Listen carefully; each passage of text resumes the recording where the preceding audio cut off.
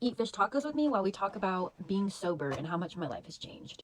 So, straight out of high school, I got into an abusive relationship, and the dude tried to off me, and it led me down like a path of destruction. I was sad, I was hopeless, and I was in the hospital, and I got some pain medication, and I started taking it, and that was the downfall of the next 7 years of my life.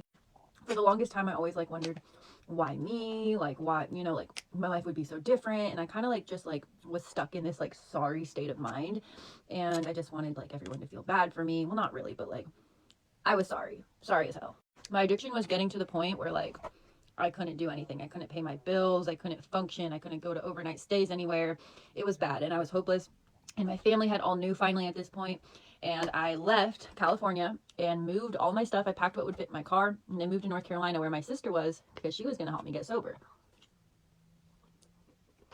I ended up doing really well there for 2 years. And then it relapsed again.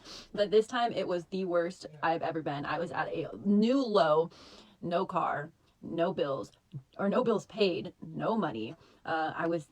Everyone was kicking me out. And like I was just hopeless. So I went off to detox in January, decided, okay, I can do this. I don't need rehab. Went back, immediately relapsed. And then about 5 months later, I met this guy in detox, and he was a really good friend. He actually died yesterday, which is why I've been thinking about this. He called me every day for 6 months and said, you need to get to rehab. You need to get to rehab. You need to get to rehab. So finally I went. And I went and I got sober, and now I've been sober for 4 years. But the biggest thing that's changed, that's helped me stay sober, is my mindset. F that piece of crap that put me through what he put me through, but I'm not going to let him win. If I sit here and feel sorry for myself and blame him, I'll never get better. So I forgave him. It happened, whatever. All I can do is be better and not make sure I never go through that ever again, right? So I forgave him, and here I am.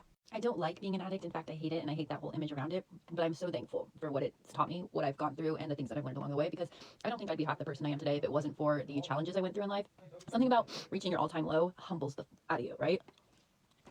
I believe, for myself anyways, that in order to heal and grow and move on from a situation, you have to come to terms with the fact that it happened and that you're not going to let that control your life. Forgiving is just what I felt like I had to do personally. But the weight that's off my shoulder, knowing that like I am in control of my life and no one else is something that I wish I could have found sooner, but I'm grateful I found it now. So if you are someone that is struggling with abuse, addiction, or something of that nature, I feel for you, and I pray that someday you will also find peace.